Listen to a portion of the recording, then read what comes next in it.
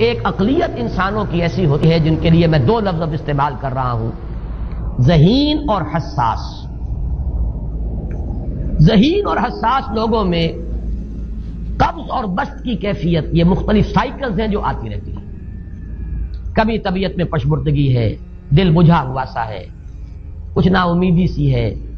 خود اپنے اوپر اعتماد کی کمی محسوس ہو رہی ہے، مجھ میں صلاحیت نہیں ہے، میں کچھ نہیں کر سکتا، اب تک جو کچھ کیا کبا بھی ہے، امنگ بھی ہے، امید بھی ہے،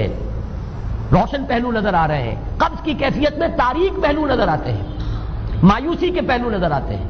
پیسیمزم کی کیفیت، اور یہ جو بسط کی کیفیت ہے اس میں روشن پہلو۔ دیکھو یہ بھی تو ہے نا، آخر یہ بھی تو ہوا ہے اور بھی ہو سکتا ہے، آخر اب تک میں نے یہ کام بھی تو کر لیا، آگے بھی مشکل آسان ہو سکتی ہے۔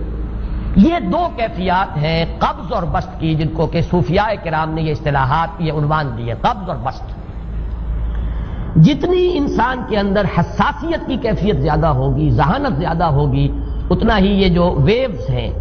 اس کی ایمپلیٹیوڈ زیادہ ہوتی ہے۔ کم ذہین انسان ہے، کم حساس ہے، آئیں گے تو صحیح ہے، لیکن یہ کہ وہ ویو جو ہے اس کا ایمپلیٹیوڈ جو ہے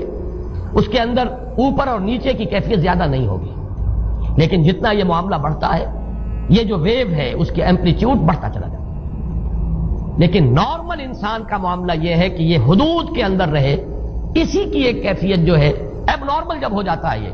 یہی ہے جو جدید ہماری جو سائیکولوجیکل میڈیسن ہے اس میں اسے مینیکس ڈپریسو سائیکوسس کہا جاتا ہے۔ مایوسی ہوئی تو اتنی ہوئی کہ جیسے کمر ٹوٹ کر رہ گئی، اور اسی ڈپریشن میں ہوتی ہیں خودکشیاں، خودکشی کر جاتا ہے ڈپریشن۔ کچھ روشن پہلو نظر ہی نہیں آ رہا، کوئی امید کا پہلو نظر ہی نہیں آ رہا، کوئی صورت نظر نہیں آتی، کوئی امید بر نہیں آتی، کس طرف جاؤں، کدھر دیکھوں، کسے آواز دوں، اے ہجوم نامرادی، دل بہت گھبرائے ہے۔ اور جب آدمی محسوس کرتا I can't face these realities، یہ commits suicide۔ یہ اور جب کیفیت ہوتی ہے انشراح کی تو آدمی خوب بھاگ رہا ہے، دوڑ رہا ہے، امنگ ہے، محنت ہے، دوڑ رہا ہے، امیدیں ہیں، اب ہر چیز کا روشن پہلو نظر آ رہا ہے۔ عجیب ہے یہ، اصل میں مجھے کچھ تجربہ بھی ہوا ہے، ہمارے خاندان میں بھی یہ مرض موجود رہا۔ میرے والد مرحوم کافی طویل عرصے اس میں ایک ڈپریسو سائیکوسس کے مریض رہے۔ کچھ ہوتا ہے یہ معاملہ، ویسے بھی شاید ہمارا خاندان جو ہے اس کیٹیگری میں آتا ہے جس میں ذہانت نسبتاً کچھ زیادہ ہے، حساسیت بھی نسبتاً کچھ زیادہ ہے۔ یہ دوسری بات ہے کہ کوئی شخص جو ہے یہ فلسفے کے طور پر اختیار کر لے کہ اپنے آپ کو ڈھیٹ بنا لینا ہے، یہ فلسفہ بھی بن سکتا ہے، لیکن یہ ہے کہ اگر آدمی چھوڑ دے اپنی طبیعت کو تو یہ دونوں کیفیات آتی ہیں۔ انہی کیفیات میں اگر یہ جو اپورڈ اینڈ ڈاؤنورڈ موومنٹ ہے یہ ایک حد سے نکل جائے تو یہ بیماری ہے مینیک سائیکوسس، مینیک ڈپریسو سائیکوسس۔ اس میں جب آدمی ہوتا ہے وہ اپر کیفیت میں تو اس کے اندر بڑی عظیمت ہے، روشنی ہے، امید ہے، لوگوں سے گفتگو کر رہا ہے، ہنس بول رہا ہے، خوب جو ہے محفل کے اندر، اب وہ محفل میں اسے دلچسپی محسوس ہو رہی ہے اور اسے ہر چیز کا روشن پہلو نظر آ رہا ہے، خود اپنے وجود کا بھی روشن پہلو، دوسروں کے وجود کا بھی، دوسروں کی بات میں سے بھی وہ اچھا پہلو تلاش کریں گے، وہ برا پہلو تلاش نہیں کریں گے۔ جب دوسری کیفیت ہے ڈپریشن کی، ہر ایک کی بات میں کوئی برائی نظر آئے گی، کوئی اس کی نیت کا فطور ہے، کوئی فساد ہے، کوئی یہ جو ہے بدنیتی کے ساتھ یہ بات کر رہا ہے، کوئی خیر کہیں ہے ہی نہیں، برائی ہی برائی ہے، مایوسی ہی مایوسی ہے، بدلی ہی بدلی۔ یہ ہے در حقیقت وہ کیفیت، اس کو غالب نے بہترین انداز میں تعبیر کیا ہے۔ ذہین اور حساس انسانوں میں ان کی جو ترقی ہے وہ انہی مراحل سے ہو کر گزرتی ہے، اور ہر ڈپریشن کے بعد، ڈپریشن میں اس سینس میں استعمال نہیں کر رہا یعنی بیماری کی حد تک پہنچنے والی ڈپریشن نہیں، صرف قبض کی حد تک پہنچنے والا معاملہ۔ ہر قبض کے بعد جب بسط آتا ہے تو آگے ترقی ہوتی ہے، جس کو آپ کہتے ہیں بائی لیپس اینڈ باؤنڈس، آدمی جو ہے چھلانگ لگاتا ہے، گویا کہ ایک درجہ جو پہلے تھا اس سے آگے درجہ انسان کا جو ہے اس سے بلند تر پوزیشن پر انسان پہنچتا ہے۔ ہر قبض کے بعد جو نیا بسط آتا ہے وہ ایک نئی کیفیت، نئی شان، نئی بلندی، نئی رفعت لے کر آتا ہے۔ اس کو غالب نے تعبیر کیا ہے بہت خوبصورت انداز ہے، رکتی ہے میری طبع تو ہوتی ہے رواں، اور یعنی شاعر بھی کبھی ایسا وقت آتا ہے شعر جو ہے اس پر نازل ہی نہیں ہو رہا، شعر نہیں کہہ پا رہا، طبیعت میں رکاوٹ سی ہے، بندش سی ہو گئی ہے، کوئی کلام موضوع ہو ہی نہیں رہا، لیکن پھر جب یہ کیفیت جو ہے بدلتی ہے اور جب پھر بست کی کیفیت آتی ہے، رکتی ہے میری تباہ تو ہوتی ہے رواں، اور پھر اس کے اندر ایک جولانی نئی ایک کیفیت جو ہے انشراح کی، وہ ایک بالکل نئی کیفیت نئی شان کے ساتھ، یہ ہے وہ معاملہ جو ان آیات مبارکہ کے پس منظر میں ہے۔ اسی لیے اب میں آپ کو اس کا حوالہ دے رہا ہوں، تفسیر مظہری میں قاضی ثناء اللہ پانی پتی رحمۃ اللہ علیہ نے بہت عمدہ بات فرمائی ہے کہ حالت قبض اگر کسی شخص پر طاری ہو تو اس حال میں اکسیر کا درجہ رکھتی ہے یہ سورہ مبارکہ،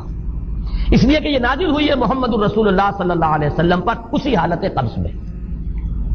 وَالضُّحَىٰ وَاللَّيْلِ إِذَا سَجَىٰ مَا وَدَّعَكَ رَبُّكَ وَمَا قَلَىٰ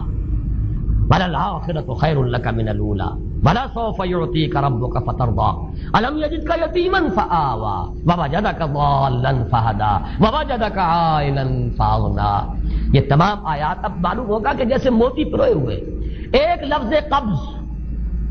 اب اس میں جو بھی واقعاتی اور جو میں نے آپ کو روایاتی جو بھی پس منظر بیان کیا وہ بھی فٹ بیٹھ رہا ہے،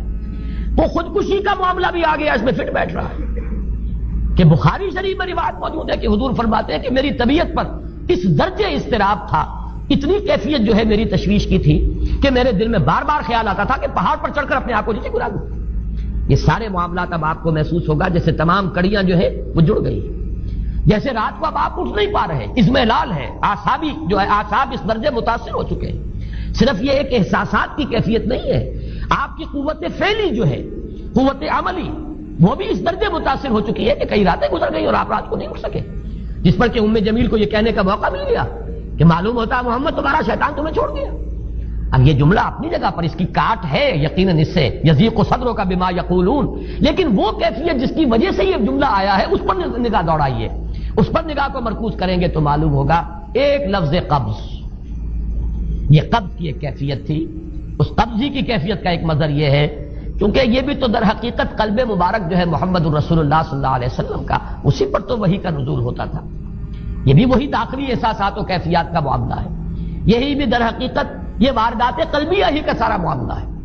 اس کو آپ خارج سے تعبیر نہیں کر سکتے، نہ ابھی کوئی ایسے مصائب تھے، نہ ایسی کوئی مشکلات تھیں، نہ ابھی کوئی رد و قضا ایسی شروع ہوئی، نہ ابھی کوئی بحث و نزاع کا معاملہ ایسا ہوا، نہ کوئی ابھی کوئی فزیکل پرسیکیوشن شروع ہوئی، یہ سب داخلی ہی کیفیات ہیں، اور ان داخلی کیفیات کے حوالے سے ان سورہ مبارکہ کو اگر صحیح سمجھا ہے تو صوفیہ نے سمجھا۔ وہ جو اقبال کا شعر ہے کہ کچھ جو سمجھا میرے شکوے کو تو رضواں سمجھا، مجھ کو جنت سے نکالا ہوا انسان سمجھا، اور کون سمجھے گا؟ وہ تو سمجھے گا کہ دکھے ہوئے وہ دل کی صدا ہے، وہ کیا ہے جو اقبال کی وہ ایک نظم ہے پرندے کی فریاد، گانا اسے سمجھ کر خوش ہونا سننے والے، یہ تو در حقیقت ایک دکھے ہوئے دل کی صدا فریاد، یہ صدا ہے۔ تو یہ کیفیت جو ہے رضوان سمجھ سکا ہے جو کہ داروغہ جنت ہے، اس نے سمجھا یہ وہی آدم جو نکالا گیا تھا یہاں سے، یہ اس کی فریاد ہے۔ کچھ جو سمجھا میرے شکوے کو تو رضوان سمجھا، مجھ کو جنت سے نکالا ہوا انسان سمجھا۔ تو واقعہ یہ ہے کہ اس سورہ مبارکہ کا صحیح فہم اگر حاصل ہوا ہے، وہ امام راضی کو حاصل ہو ہی نہیں سکتا، وہ عقل اور منطق کی گتھیاں سلجھانے والے آدمی ہیں، اپنی جگہ ان کی کنٹریبیوشن بہت ہے۔ یہ لغت اور ادب کا کوئی خاص مسئلہ اس میں ہے ہی نہیں کہ زمخشری اس میں کوئی جولانی دکھائے اپنی،